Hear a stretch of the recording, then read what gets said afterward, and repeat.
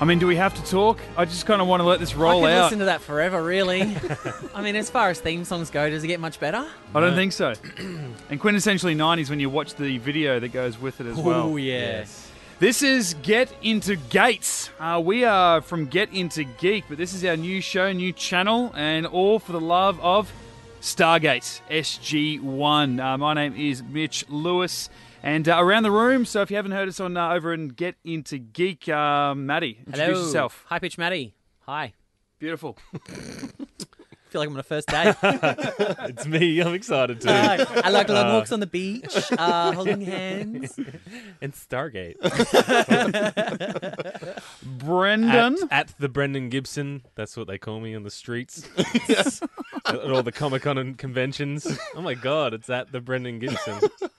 There's a backstory to that you can check out on our Get Into Geek. That's our first plug for our original channel. And, of course, Rhys. Yes, the Flying Gibson here. Welcome, guys. Welcome. Playing a very important part. This, basically is just for all things love of Stargate and Stargate SG-1 to kick us all off. We love all things geek. You can find us on getintogeek.com and Get Into Geek, the podcast. We're talking all things movies and TVs, anything that catches our fancy. But how did we really get into this? I think we all realised that we're just closet geeks.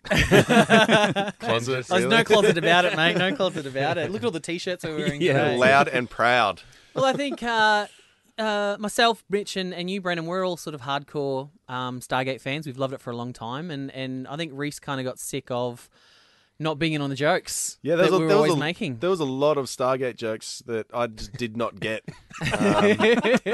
And so, I didn't want to miss out anymore. So Mainly I decided... the one was, you can shell kick my Nemron whenever you want. Yeah, you didn't get it. I know. he still doesn't. That's great. So you decided to bite the bullet and watch them.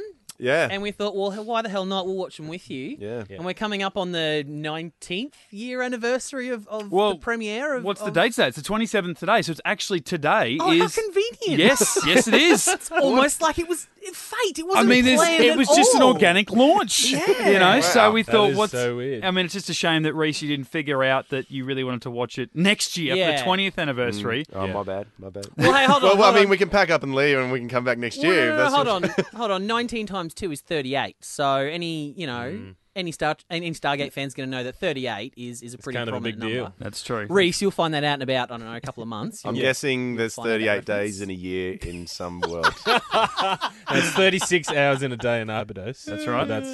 That's different. I guess if you've clicked on us, it's because you are a Stargate lover. I can't imagine someone who has never watched it and has never planned on watching it goes, I'm going to listen to this called Get Into Gate. I mean, if you are. By all means, welcome. You're The awesome. water's I warm. love Come this. on in. I do need some friends. You're going to need some support. You need some real friends. Yeah. So with Rhys in mind, we are going to keep this spoiler free and not sort of ruin major plot points. So if you are watching it for the first future- time, Yeah, ongoing, yes. We're We're not not spoilers. We're going to take it episode by episode. Yes. basically, And, we'll talk about that episode and then, don't spoil anything. Otherwise, I will stop right now. Yes. So per episode, we're going spoiler heavy. We're not going to do any non-spoilers. We're just going spoilers. But we won't be talking about I'm not anything giving away Rhys. like the season 6 finale to Rhys or anything like that. You know? Oh, well, we're not gonna do that. I mean, that still affects us all. Don't So- mention the furlings either. Like, you don't want to give that away. Definitely. Stargate SG-1, what do we have? 2 years after Stargate the movie, directed by Roland Emmerich, who would go on to deliver us Independence Horrible Day in 96 movies. and unfortunately Independence Day Resurgence this year in 2016. But kicked us off with the wonderful world that is Stargate 1994, Kurt Russell and James Spader. An unlikely pairing, you might say, but having rewatched that movie in the lead up to this, I love this movie. I really, really love this movie. Just the pacing of it, just almost how low key it is. It's so subtle with a lot of things. You know, It was the ahead of idea its time. Well, there's so many conspiracy theories about how the pyramids were built, all that ancient Egyptian culture. Yep. So it's a really cool take on that concept. Yep. Which I think is really fun. And I think for us, when someone asks us about the pyramids, we're like, well, I mean, I think it's aliens, but that could be heavily Stargate inspired. I don't know. And they're weird pyramid-shaped spaceships. Can I make a confession? I remember watching the original Stargate film back when I was maybe 10 or 11 or something like that, and it was probably a good 5 years before I actually got into SG-1, and it had been so long since I'd seen the two sort of back-to-back. given that this was, back in the mid 90s, the internet wasn't as, we want to just go to IMDb and look at stuff. I actually thought James Spader and the Daniel Jackson in SG-1, Michael Shanks, I thought that was the same actor. Yeah, he did a really good impression, I suppose you would say. Yeah. Because you come on and everyone was just, amazed by Michael Shanks's Daniel Jackson. Yeah, it's like at that age, I knew the difference between Kurt Russell and Richard Dean Anderson, but I just thought that Michael Shanks was in the film. That Dean Anderson's hair would never stand up to Kurt Russell. Although he could probably MacGyver some. Yeah. Hey, there we go. That was a good reference too by Sam Carter in the pilot. We're doing the pilot, right? Yes, we are. Children of the Gods. Not the best reference by Sam Carter. Just because my reproductive organs are on the inside instead of the outside doesn't mean I can't handle whatever you can handle. Bang. Oh, take that. This is going to be a lady-friendly show, guys. It's 1996 and we're looking forward. We're forward-thinking. Just so you don't know. I mean, look, equality, but they really aggressive. punched you in the guts with that about 4 times in the pilot episode. Yeah. I mean, and Carter, she's very irritating in this first... Well, not very, but, irritating enough, but not completely that you'd lose all... love she's of her. smoking hot, so give her some leeway. Well, she's also smoking smart. Come on. Yes. Oh, yeah, that's but right. I think mainly. But mainly she's smoking hot. It is a nice little, I guess, introduction for her in terms of it's clear that her backstory is, she's always had to be the token girl, in the boys' club. Yeah. So I think she's already on that. the back foot, and she's trying to prove herself, straight up, and obviously puts people off by just being a little upstarty and a little bit aggressive, a little bit too aggressive, maybe. Yeah, well, she comes into it pretty quick. Let's start off with the story. As far as the movie ends with Jack O'Neill and what was left of his team going back through the Stargate to Earth and leaving Daniel Jackson back on Abydos. He's found himself another smoking hot woman. In my opinion, I love the original Shari and not Shari. Shadow. Shari. They changed the spelling of the name from the movie to the series, which was odd. Yes, and also And the O'Neill as well. O'Neill was one L and went to a double L.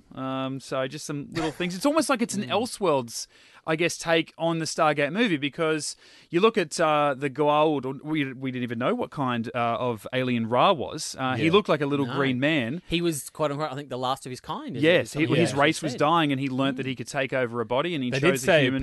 they used the word parasite. I picked that up. Oh, cool. But only through this, and it definitely does work within the world that was already established in the film, but it is different enough that they could build a completely different mythology around it. The movies never would have. You could say that the flashback was just of Daniel telling the story. Or maybe, when they left Daniel on Abydos and went back, they passed through a solar flare and we're just in an alternate universe. That's true. Exactly right. Sorry, Rhys, we'll explain that to you at the end of season 2. So confused. Yeah, because in the movie, like you said, they show a little green alien, and then when the bomb goes off in his face, he kind of goes... Which I heard an interesting... apparently there's a fan theory going around that perhaps Ra's previous host was an Asgard.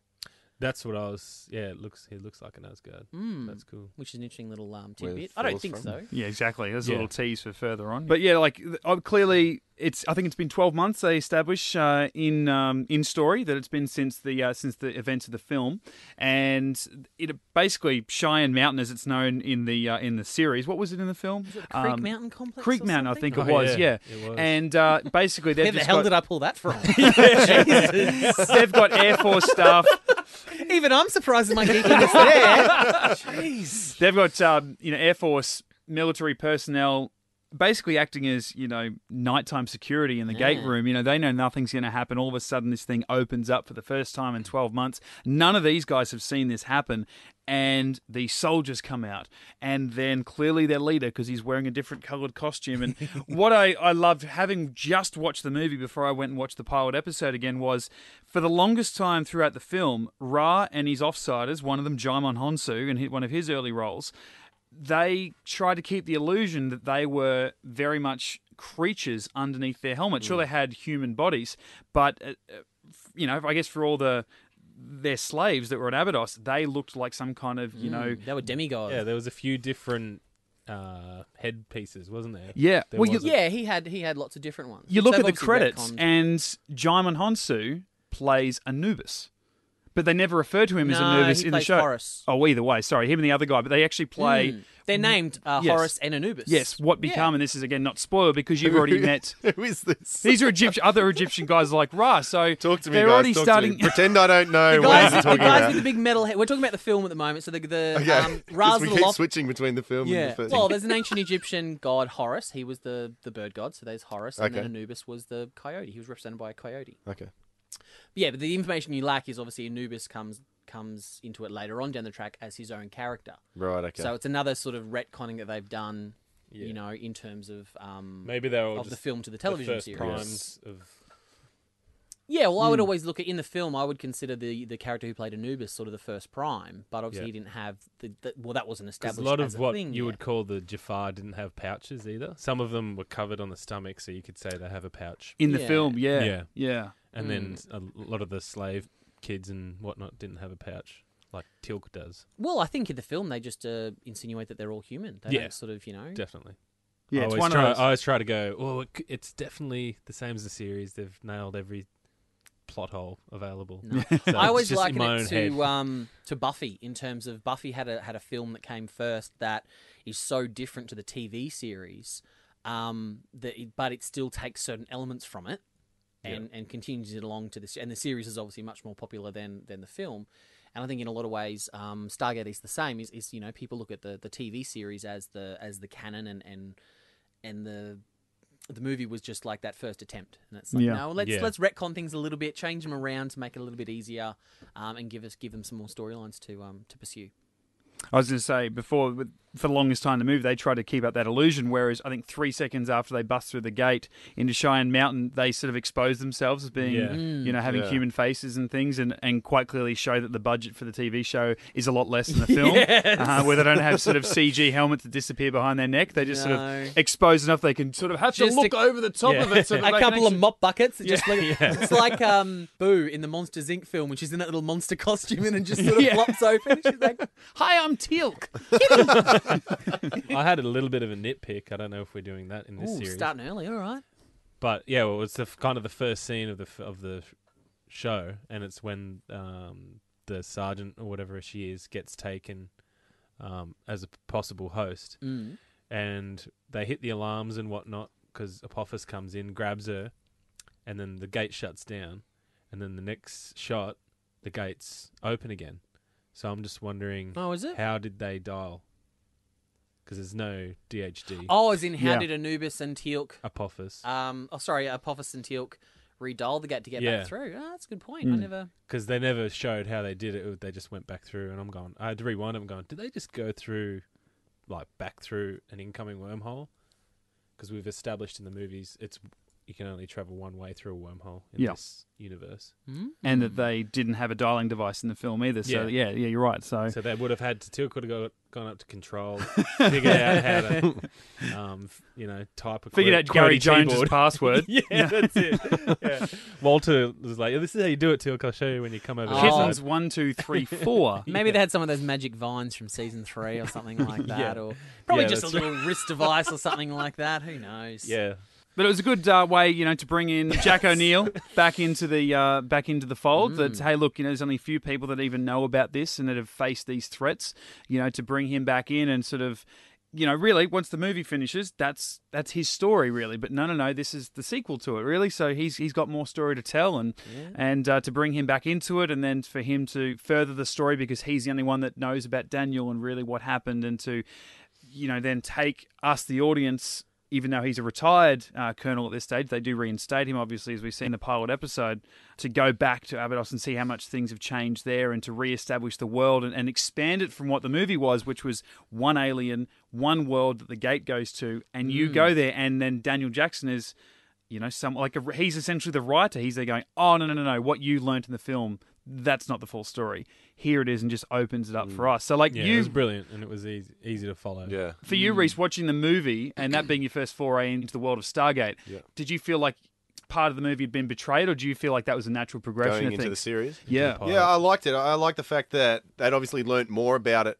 over that period that we haven't seen. And didn't he threw a box of tissues And then I thought just the comedy like that was brilliant. And I mean, obviously With O'Neill.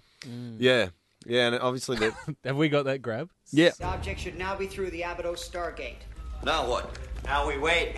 If Daniel's still around, he'll know what the message means. What if the aliens get it?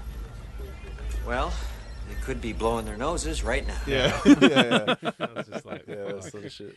Yeah, this is very much a much lighter Jack O'Neill to what we saw as Kurt Russell's version. And so, I loved Kurt Russell in the movie, but just so much more relatable. Richard Well, Dean when you Anderson. think about in the film, Kurt Russell was this, borderline suicidal, army colonel with a, failing marriage and mourning the loss of his son. It's like, well, how do you carry that into a TV series and maintain that and having him as the lead character and the one you want to follow along? It's like, I think they had to sort of take it a little bit lighter, and I think Richard Dean Anderson himself has said in interviews, it's like, well, he could never be that serious, so he has to play that. Yeah, that slightly comedic for the role. longevity of watching it, you can't just be dealing with that brooding, depressed character because you just Was that a few years of retirement to get over it?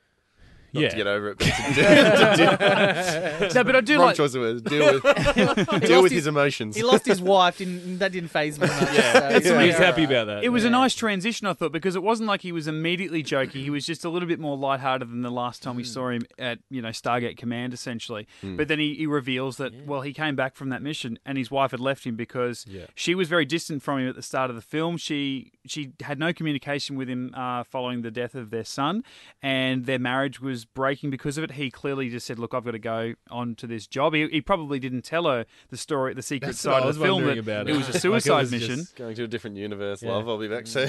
Nah, she wouldn't have security clearance for that. Give me a haircut and we're off. And he said he got back and she was gone. And so I guess going to the other side of the galaxy and fighting an ancient god, essentially, an ancient world conqueror, and surviving almost a nuclear explosion and preventing the destruction of Earth at the same time, he's probably putting everything into perspective a little bit and thinking, you know what, why the hell was I so serious? And the worst of the worst has happened to me. I've lost a child.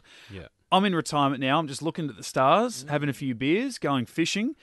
I can take things a little bit lighter. That's what I took away from it too. Is when you first see Richard Anderson, he's up on the roof of his house with his telescope and he's looking at the stars, and I kind of think that's his way of establishing. Well, the problems I have are so minuscule compared to what's actually going out there. He's just come from this planet full of slaves who aren't even allowed to read and write. So he's I think that's his way of he just has that sense of wonder about what else could be out there in the universe. And as far as he knew, the Stargate only went to one planet, and he's had his adventure, and that's it. Yeah, and I think that's why. I think that's a part of why he agreed to come back and talk with them, because there was that wonderment of what else is out there, what else can I see, sort of thing. But I mean, I think it's a nice balancing act too in terms of this. Jack O'Neill is still very. I mean, if you compared Jack O'Neill season 1 to Jack O'Neill season 7 or 8, he's much looser later on. Like he gets much happier and. Whereas there is still an element of drama and seriousness, especially for these first probably 2 or 3 seasons. Yeah. Before it starts introducing lighter elements and it's not so melodramatic all the time. Yeah. What else you got? What else you got? Yeah, obviously this is part of this podcast. Is having the contrast of someone who's never seen it before against. I think for me, I mean, obviously the first episode is all about sort of the information episode, learning about who the characters are and what they are, and so I mean, obviously the it'll gold, get better. The gold is the little... there's an apostrophe in there. It's pronounced gold. That's the direct quote as well. So. Right, yeah. Which is interesting. It's like, well, this ancient Egyptian alien race, it's like, oh, so that's how you spell it in English? That's English, right. There's got to be an apostrophe? Okay. Yeah. But so that was where I was at, just learning all the basically all the basics, really. Yeah. So the gold is what that little worm in the stomach. Yep. And they take over humans as a host. Correct. And correct terminology. I'm doing my best, guys. I'm getting smarter by the minute. And Jafar's, I don't really get that whole. Like, I understand they carry the gold, but where does, like, do they carry that for their whole lives, or do they? Yeah. It goes into it, and then basically once that matures, it goes to a host, and then they get so another they're one. human incubators basically. So for them to live though, they need to. So say for example, I'm a Jafar, I'm carrying a Gould, and it comes full term, for lack of a better word. Yeah, it is mature. It might jump out of my stomach and jump into your head and take you over as a host. Which means that Jafar, I need to then get another baby Gould and put it into me, so Otherwise that I can. You'll die. Yeah, otherwise I'll die because my immune system it acts as an immune system and gives them longevity and strength. So if I need another one. And that Gold chooses who it wants to go into, or does it just have to pick someone? I think Random. they've eventually evolved so much that they can choose. Yeah, Because that was what the his queen was doing. Yeah, wasn't she? Yeah. That's why they were kidnapping. Now look, Rhys, I don't want to disappoint you, but Stargate from this point onwards is much less sexual. This is the only nudity you're going to see. You're lucky I gave you the DVD because I don't think Stan will have any bush. Yeah, it didn't. I was looking for it. As a matter of fact, they MGM re-released Children of the Gods as a special edition in 2009 after the show had finished, and they edited out all the nudity. So no boobs even? Edited around it all. Wow. Even the quite sort of sexual phallic nature of the symbiote crawling up her stomach in between her breasts and all that sort of stuff, all cut out to be family friendly because the show did take such a right turn in terms of none of that. That would have been pretty crazy when you're watching it in 1997 going, what the f***? I mean, that whole scene, it just went on for so long, and the music that went on, I don't know what instruments were being used to create that score, but it was just so creepy. And then she's sitting there just sort of, like she's so worried. Where's this? I don't want to move because I don't know where this thing's going to go. But that's the thing. It's crawling up her, and then it turns back down, and you know she's naked, and you're like, where does it enter? Yeah. And then it's hovering around her belly button. You're like, okay, that's fine. But then she sort of almost signals to the Jafar, and they come and flip her over. And then this thing just crawls in the bottom of her back, and you're like, oh, no, it's getting bad again. Yeah. And then it just goes into a much friendlier place of the top of her spine. Yeah, that crunching sound as it bites through the spine. And then takes hold of the nervous system. Yeah. But I like that you talk about the Jafar. I like that they're sort of like the midway points between the Goa'uld and everyone else. That as far as everyone else is concerned, at least the Goa'uld are hoping, they are gods. They want to be seen as gods, all powerful. But then you get into the inner sanctum, and the Jafar, as we see in this, they're helping Apophis get dressed, and they're bringing his weapons to him and things like that, and they're kidnapping hosts for him to give to his queen to choose. But right? It's still also a sense of servitude in terms of these Jafar rely on these symbiotes to live. Yeah. If they if they don't have these symbiotes, they die off as a race. But I think as far as they like to, I guess, promote themselves, they could be doing all this by themselves, but they choose not to. They choose to have someone do the job for them and things. But, as far as all the other, plebs and other worlds are concerned, the Goa'uld are powerful. They have control over the Stargates. They have magic weapons and stuff. And well, it's a great social commentary on religion in general, like organised religion in general, in terms of, elevating yourself and keeping others down. If, it's almost like, these gods are... They don't pay tax. No, they're it's like they're part of the clergy, and they've got their lowers beneath them to elevate themselves. That somewhat know the truth, but help spread the lie. Yeah, that's it. Yeah, so I think it's a great, and that's what Stargate I think has always been great for me is the social commentary on organised religion. Plus, and the Egyptology always that's what got me into it, especially the movie. Like when they come out and there's the pyramid and the 3 moons and whatnot, and you're like, wow, this is so awesome. Yeah. And then they obviously go on with that. You got alien fighter jets like emerging from a pyramid. Yeah. That's such a cool so imagery. Great. Like, oh my God, this is too much. And they make out basically the Stargates are, as they say, like a telephone. And it makes it easier to understand. And then you dial. So each... obviously, in the movie, you know that there's one Stargate that you can travel through, and it was almost like it was a code rather than a phone number. There's 39 symbols or something on the gate, and it's like, well, you have to have those 7 in the exact right order. Yeah. And that was almost as if a way for the gods to have another secret. It's like, well, only they have the knowledge to be able to open up the Stargate. Yeah, because they go to worlds and they go, we've been hitting that DHD for forever and never done anything. It's like, well, you have to have it's like winning the lotto. You got to really put the time and effort in those 7 numbers in one. Yeah. And that's what he was saying, that the digital, the phone numbers, for lack of what do they call them? Address. They just call it the address. The address. The addresses change based on the coordinates of the planets because they're moving and that sort of thing. So, I thought that was cool that they took that into accountability. Well, and that also helps buy back what was said in the film about how, because obviously the US government's had the Stargate for decades, and they've been there just punching in different combinations and not had any luck with anything. So that the amount of times they hide behind the term stellar drift in the first couple of seasons, where science meets convenience. But there was still a little plot hole because it was I could have gone for it, but then she said something else, and then he said, "Oh, how come we could call Abydos?" And he goes, "Oh, because it was relatively closest one to Earth." Whereas in the film, it was in a different galaxy. It was the farthest point of the known universe or something. It was so far away. Yeah, Kalanian or something. Kalium Galaxy or something, yeah.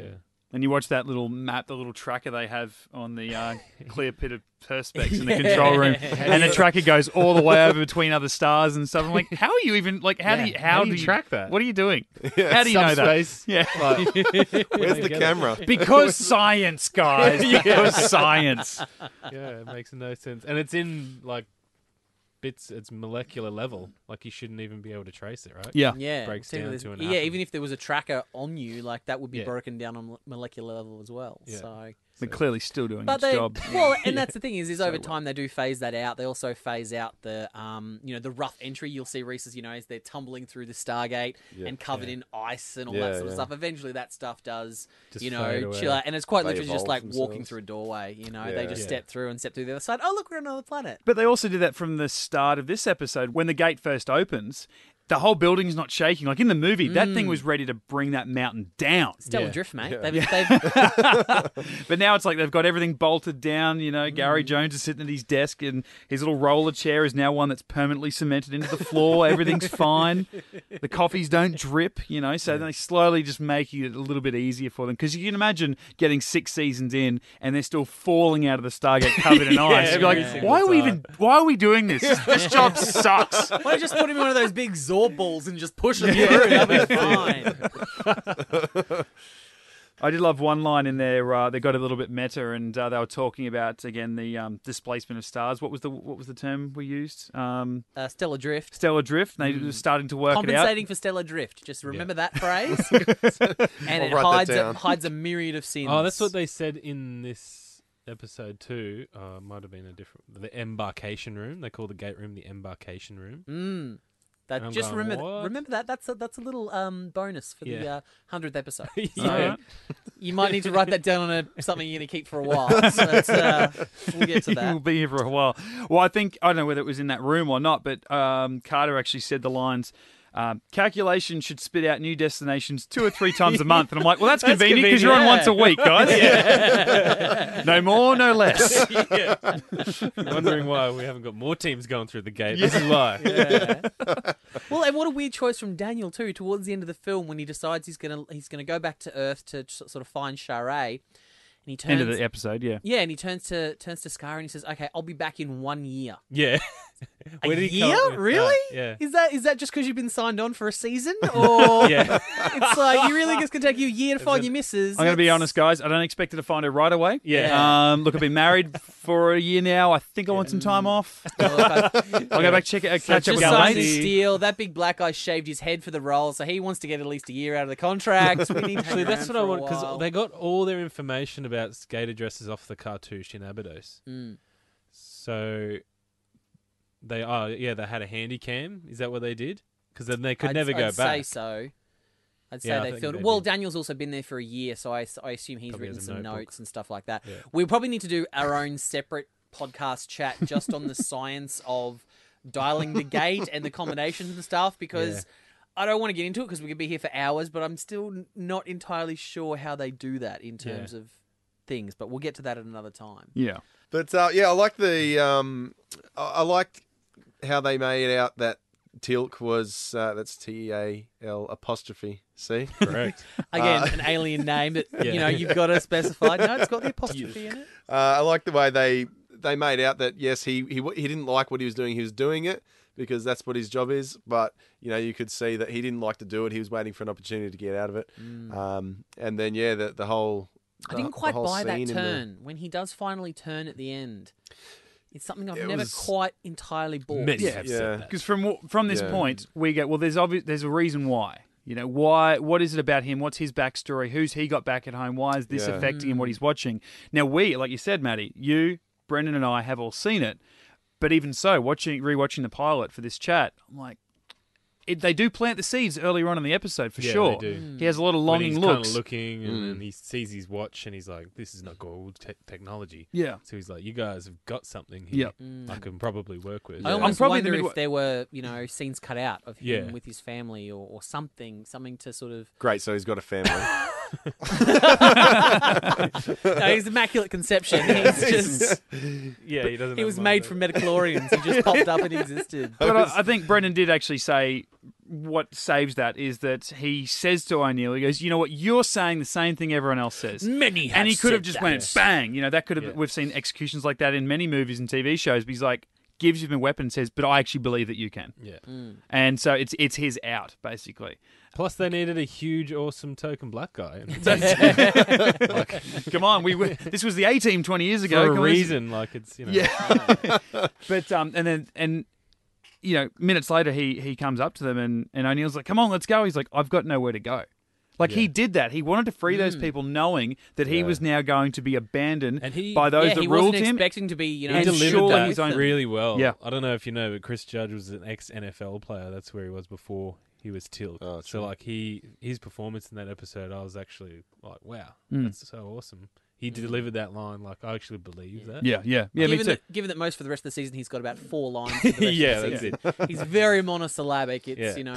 it takes a while for him to actually get good monologues. At the same time, I reckon a lot of the times when you see characters like that on screen, and let's say even Leonard Nimoy or Zach Quinto in Star Trek, playing a character with no emotions is probably harder than playing a lot of other characters. because people just think you're a bad actor because they're saying, "Oh, he's not emoting. He doesn't know what he's Yeah. doing." But then once you understand that's who the character is, and he's actually nailing it, Yeah. you don't question It's it. like I don't think. Terminator, Spock, Yep. all that kind of. Yeah. And you're like, wow, this is it's Yeah. really good. Yeah, definitely. Little point of interest, though, you were just saying about Daniel and his wife. Did you know Michael Shanks and the actress who played Sharai actually were together in real life? Really? Or they got together in real life and were together for a number of years. Yeah, well. Yeah. Because he's married to Alexa Doig, Yeah, Lexa Doig. who came in as the Doctor later. Spoilers! Come on, man. In Great, there's a doctor. Season Great. 9. So he's getting around. But well, I mean, he was with Vieter Bandera. I'm murdering her name. That's the actress who played Sharai. Yeah. So they were together. They never got married, I think, but they did have a child. Right. So I'm just wondering if that kid is actually Harcesis. Oh, Sorry, Rhys. Why am I even here? You came here to get the in jokes, and we're throwing more in jokes at you. Look, and jokes you're not going to get for months and months. But when I go back and listen to these podcasts, Yeah. So Rhys, what are your predictions? Are we going to find Sharai? Are we going to find Skara? Like what? Yeah, I mean, it's obviously they've left it wide open to have a storyline in the future because they escaped through the gate and we didn't see him from then on. But yeah, I mean, the way I see it is they can go through the seasons, have their own individual stories here and there, and then get back to it to tie it all in or to tie the seasons in possibly. And yeah, I mean, they've left it wide open. So Well, it's like they have now assigned. Daniel's got his arc. He's trying to find his wife.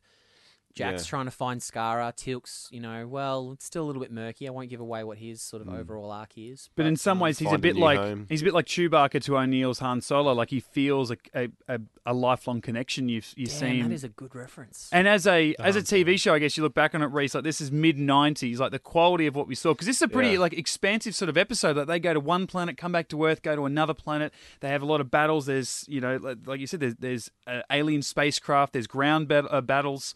Watching it now, I guess, even though you don't have any previous, I guess, nostalgia, but looking back on it as a show from the 90s, do you see past all that? Do you like it? Because I still look at it and go, geez, this was a good episode of TV. It's a great episode of TV, regardless of it being 20 years ago. Yeah, I mean, I took into account the fact that it was an old series, and you got to expect that type of thing. But yeah, watching it, knowing that it is still a great episode, and you do get caught up in the emotion of it and that sort of thing. So yeah, I enjoyed it like that, and I wasn't looking at it going, oh well, this is bullshit. It's not like playing old computer games. It's not like playing GTA Vice City after you've just played you know.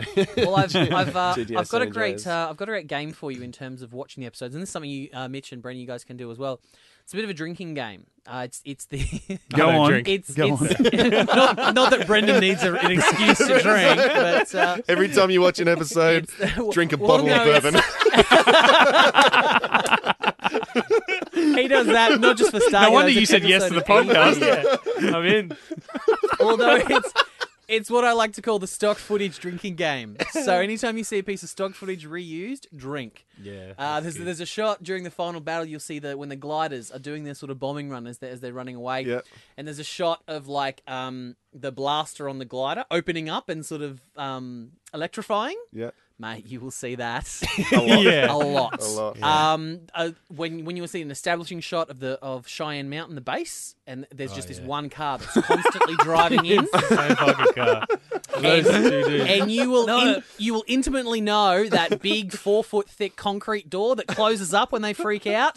Mate, you are going to see them quite a bit over the next few years. So they freak out a lot. Great. Oh, yes. Oh, yes. Now, to end this chat off, I'll go back to the end of the episode, what I think was this episode.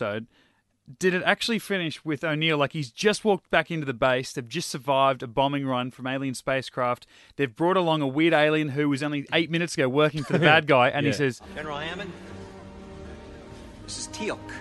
He can help us. You know what he is? Yes, sir, I do. He's the man who saved our lives. And if you accept my recommendation, sir, you'll join SG-1. That decision may not be up to you. shut up, it's Richard Dean Anderson, you listen to him.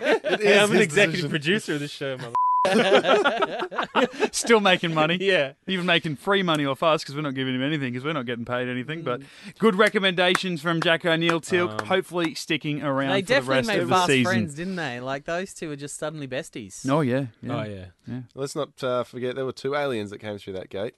One was in Kowalski's neck. Oh, yes. Yeah. Cliffhanger episode. Shh, eyes closed. Before I assume we're wrapping up, I just had a few trivia things that I only just picked up after the 15th time of watching it. Yeah. The Fred, as it was known, they put all their shit on it and wheel it through the gate. You know, the Instead of the mouth. big wheels. Yeah. Ah. It's called the Fred. I'm going, what the hell is that? That's a phrase my mum used to use when she first started using computers. Wow. Ridiculous electronic device. According to Wikipedia or whatever, it was a field remote expeditionary device. Oh, I like my mum's version better. Yeah, that is. And then obviously gets upgraded to the MALP later with MALP telemetry, which is I just thought it was a nothing. I even tried to look it up back in the day. Mobile Armored Laboratory Platform, I believe, is MALP. It just reminds me of the Mobile Analytic Laboratory Oh. Probe. Oh, there you go. Just reminds me of the first episode of S.H.I.E.L.D. for anyone who watched it, and they said, what is S.H.I.E.L.D.? And he goes, the Strategic Homeland Intervention Enforcement and Logistics Division. They go, what does it mean to you? He goes, that someone really wanted us to be called S.H.I.E.L.D. Someone really wanted to name that thing Fred. Yeah, they did. Give us an E word. We need an E word, guys. Exploration, bang, good. You can go home, Jensen. Have an early mark. What else you got? No, I just had another nitpick.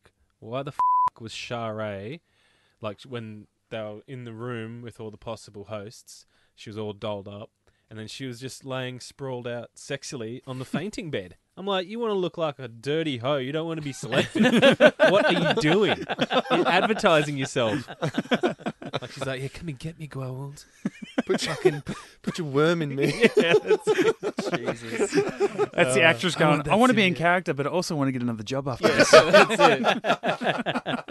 That's how I'm going to date Shanksy. I'll be around for a while. Fucking hell. Well, there you go. Get into Gate. That's episode 1, Children of the Gods. So we will be back this time next week with episode 2, The Enemy Within, teased wonderfully by you, Rhys, with the alien gold inside Kowalski. Kowalski. I remember him because of the Australian swimmer Oh, yes, indeed. Oh yeah, Charlie Bailey Gates. that always used to lose to Kieran Perkins. I mean, Yep. Daniel Kowalski. Yep. There's a reason we don't remember. Does him. not ring a bell. Does not ring a bell at all. Sorry if you're listening, Kowalski. I always remember the guy that comes second. He never got a Weet-Bix deal. This guy. We'll be back this time next week, episode 2, as I said. Otherwise, you can check out our Get Into Geek's main channel on iTunes and SoundCloud. We're on getintogeek.com, which you can find all of our Get Into Geek stuff as well. You can drop us a line at Get Into Geek on Twitter, Facebook, and Instagram, and getintogeek@gmail.com. But and this if you've is got the any home. specific questions Yes. for episodes as we're going through, if you want to ask us about an episode coming up, please shoot us through a message, and we'll see if we can get to it during the episode. Yeah, definitely. Watch along with us. So one episode a week, a chat a week. Are we going to do ratings on these or not? No. Don't bother. The whole series is 10 out of 10. I just wanted to say that. It's a good start. It's a good tee. Stick with us because this season of Get Into Gate, just as good, if not better, than the show SG-1. Matty, thank you very much for joining us. Thank you, sir. Brendan, the third Stargate love in the room. And Rhys, I take this means you are sticking around. I can't make it next week, but I'll be here. Everything hinges on you. I've got to watch the whole series. Because it's good, because you can rein us in. Guys, I don't know what you're talking about. Come back, so it's good for other listeners. Oh, I'm good for everybody. That'll do us. Get Into Gate, episode 2, next week. GetIntoGeek.com